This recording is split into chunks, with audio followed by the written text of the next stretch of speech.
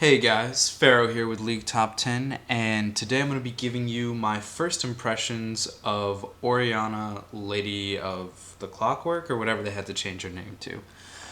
I think she is an amazing character, and I just want to really open with letting everybody know that I absolutely love the character. I love the artwork, I love the design, I love the skill set, I love the concept of the ball. I think it's amazing for the game, and I think it's amazing for the character. It fits her so well, and it really feels like fluid gameplay. I really have a lot of fun when I play her. But I should say that I have a little bit of a personal bias here.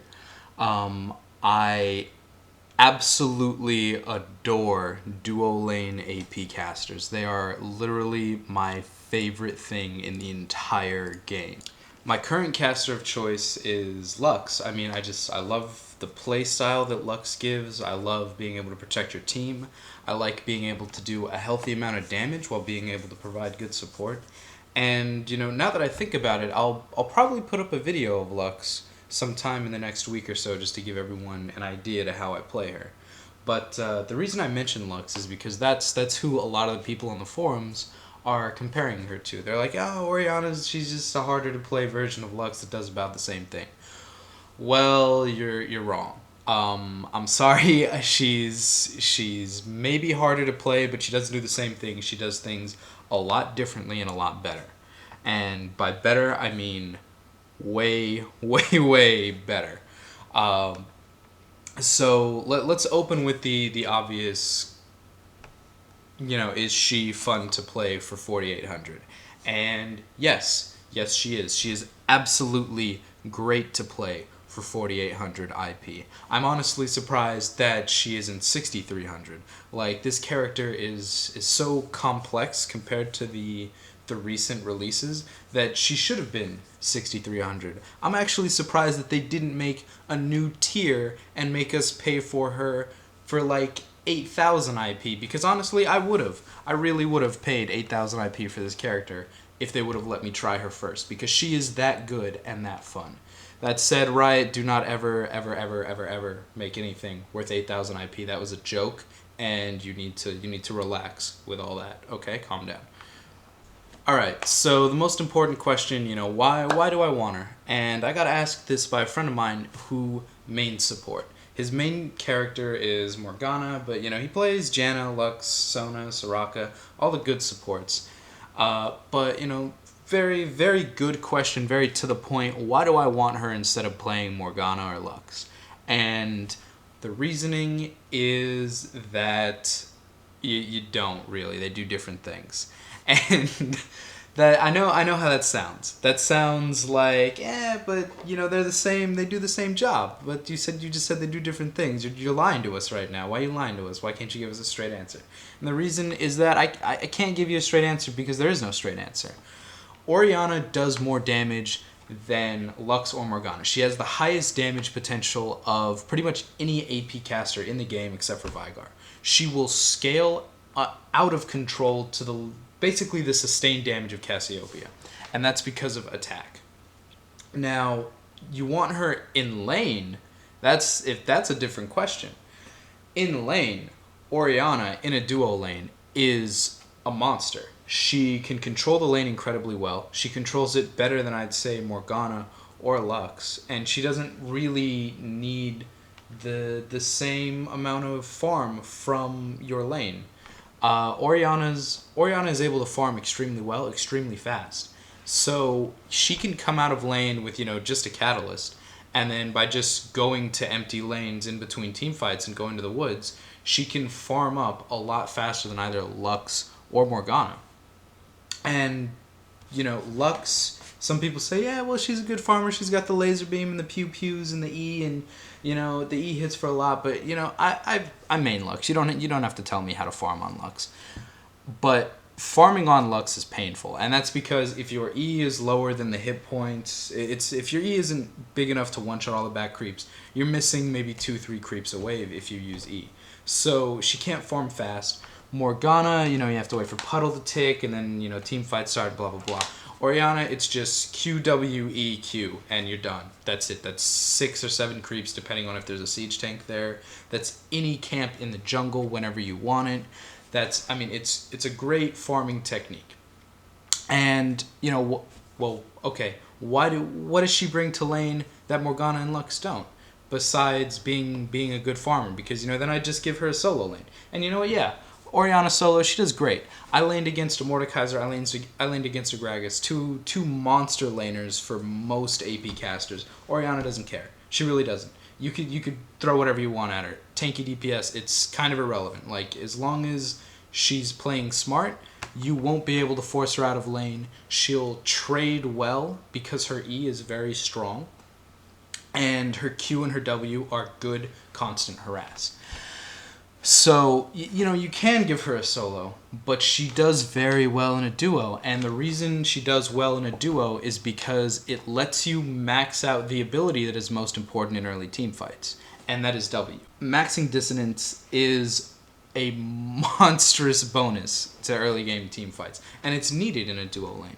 You need to set up your partner to get kills. Because in a duo lane, you can throw attack all you want, but they're gonna dodge a little bit. You won't be able to get both of them. Most duo lanes have healers. You're not gonna provide enough burst to kill healers. It's not gonna happen. But your partner could. I laned with a Jax. I laned with an Eve. I laned with a Soraka. I laned with an Annie. You need to set up your partner. That is how Orianna plays in a duo lane. And she brings that attitude to team fights. She sets up the team early. She doesn't carry the team until she reaches a critical mass, and then she just explodes all over everything because her sustained damage is unbelievable. Now, depending on what lane you go to, you're going to want to change your skill path. If you go to a dual lane first, you're going to want to max Dissonance, because Dissonance is very good. 45% movement speed slow, 45% movement speed boost. It is great. Max Dissonance if you're in a duo, and it will dominate team fights for you. Now, if you're solo, you max attack. It's good. It does a lot of damage in team fights. It doesn't provide the same utility, but you know what? That's what you give up in a solo. You give up helping the team to better yourself as a character so you can carry the game better. That's part of being a solo lane. Sorry. It's a little bit selfish. Yeah, it's true. So to sum that up one more time, you bring Orianna if you need someone who can do a lot of damage and provide a little bit of support. W is great support, E is great support, but combined, just looking at her as a support character, together they're weaker than most other support kits. And, R, it's good, it really is, but it's very situational, very dependent on your team and team fights. So you need to look at what your team needs. There's no strictly better scenario here unless you're talking about actual AP carries, and then Orianna is actually better than all of them while providing team utility. Alright, so what you're doing in team fights, it's basically the same whether you come out of duo or come out of solo. The difference is, the power level. If you come out of a solo, you're going to have max Q. It's going to be 3-second cooldown because, you're not building incorrectly, and you're just gonna focus on dealing damage and setting up with your W.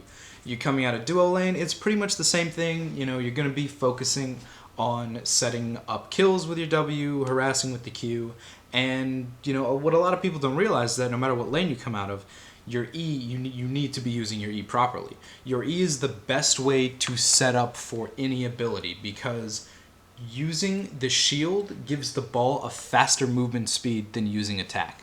Attack is slower than most projectiles, and E is faster than most projectiles. So let's say, I throw the ball, I run past the ball, I go to try and W someone who is running away from me.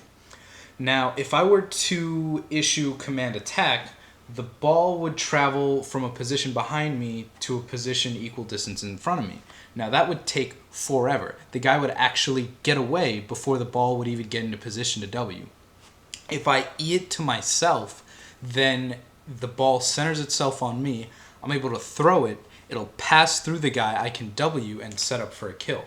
It's a really good technique using E on top of yourself, on top of friendlies. It's great.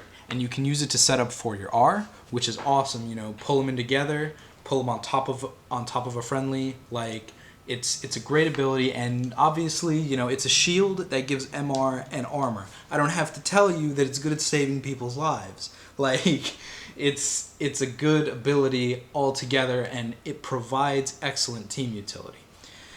Now, how you choose to use W is, I mean, that's really up to you. You can use it to set up zones like Singed as Puddle. You can, like, yeah, there's a ramp over here. I'm going to throw a Q, I'm going to throw a W, then I'm going to move the ball into the shield guy.